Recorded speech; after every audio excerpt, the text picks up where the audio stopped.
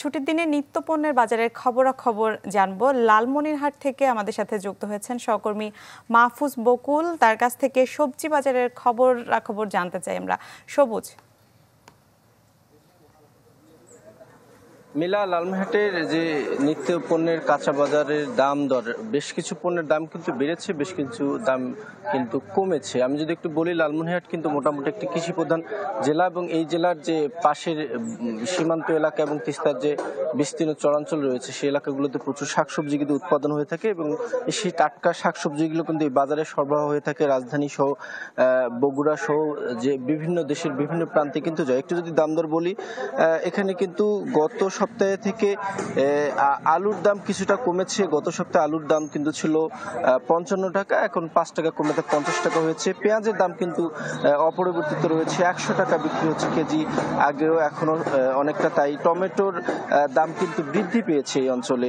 আগে গত সপ্তাহে যেটা 80 টাকা কেজি ছিল, এখন কিন্তু তা 120 থেকে 130 টাকা কেজি বিক্রি হচ্ছে। শিমের দাম কিছুটা কমেছে 10 টাকা, আগে 60 টাকা ছিল, এখন 50 টাকা। মরিচের দাম কিন্তু কিছুটা বেড়েছে, এখন আগে 200 টাকা বিক্রি হতো, এখন বিক্রি হচ্ছে 240 টাকা। শসা 10 টাকা কমেছে, 50 টাকা ছিল, এখন তা 40 টাকা বিক্রি হচ্ছে। মিষ্টি কুমড়া প্রতি পিস 20 থেকে 30 টাকা পিস বিক্রি হচ্ছে। লাউ কিন্তু প্রতি পিস 40 টাকা বিক্রি হচ্ছে, কিছুটা কমেছে। গত কয়েকদিন আগেও যা 50 টাকা পিস বিক্রি হতো। রসুনের দাম কিছুটা কমেছে, 240 টাকা ছিল কেজি, যা তা বর্তমানে 200 টাকা কেজি বিক্রি হচ্ছে। আদার দামও কিন্তু কিছুটা বেড়েছে, 300 টাকা থেকে বর্তমানে 320 টাকা বিক্রি হচ্ছে। এবং সাধারণ মানুষ যেটি বলছেন যে বাজার আরো বেশি হালনাগাদ করা দরকার, তদারকি করা দরকার, যাতে আসলে নিত্যপণ্যের দামগুলো আরো কমে যায়। এই ছিল সবশেষ আমার কাছে। মাহফুজ বকুল, ধন্যবাদ আপনাকে। দর্শক, বরগুনা থেকে যুক্ত হয়েছেন আমাদের আরো এক সহকর্মী আবু জাফর সালেহ। ইলিশের বাজারের খবর জানতে চাই তার কাছে। মিলা, আমি যদি বলি যে আপনাকে যে গত 2-3 দিনের চেয়ে কিন্তু ইলিশ আহরণের পরিমাণটা কিছুটা বেড়েছে। কারণ আপনাকে যদি বলি যে গত 3 দিন আগে পাথরঘাটা মৎস্য অবতরণ কেন্দ্রে ইলিশ কেনা বেচা হয়েছে 3.5 টন, যেটি গতকালকে কিন্তু মৎস্য অবতরণ কেন্দ্রে 15 টন ইলিশ কেনা বেচা হয়েছে। তো আপনি বুঝতেই পারছেন যে ইলিশের পরিমাণটা কিন্তু বাড়ছে। তবে দামের যে বিষয়টি সেটি আসলে তেমন একটি কমেনি।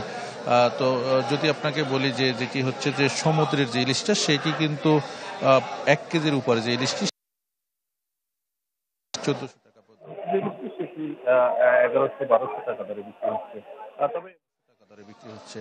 তবে যে নদীর যে ইলিশটি সেটি কিন্তু হচ্ছে এর চেয়ে প্রায় 200 টাকা কেজি দরে বেশি দরে বিক্রি হচ্ছে। কারণ হচ্ছে যে আপনাকে জানিয়ে রাখি যে বরগুনার পায়রা, বিষখালী, বলেশ্বর এই নদীর যে ইলিশ সেগুলো হচ্ছে সুস্বাদু, যার কারণে এটির চাহিদাও বেশি আর দামও তুলনামূলক অনেক বেশি। যে 1 কেজির উপরে যে ইলিশ সেটি কিন্তু আজকের বাজারে, পাইকারি বাজারে কিন্তু 1500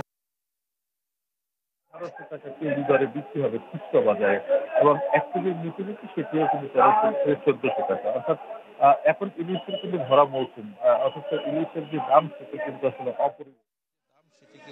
অপরিবর্তিত, আসলে কমছে না। তো আসলে এ বিষয়ে আমরা যেটি যারা ক্রেতা মানে রয়েছেন তারা কিন্তু আসলে এই যে দাম নিয়ে তারা কিন্তু আসলে খুব রয়েছে যে আসলে বলা হচ্ছে যে রপ্তানি হচ্ছে না বা ইলিশ কোথাও যাচ্ছে না, অথচ কিন্তু দামও কিন্তু কমছে না।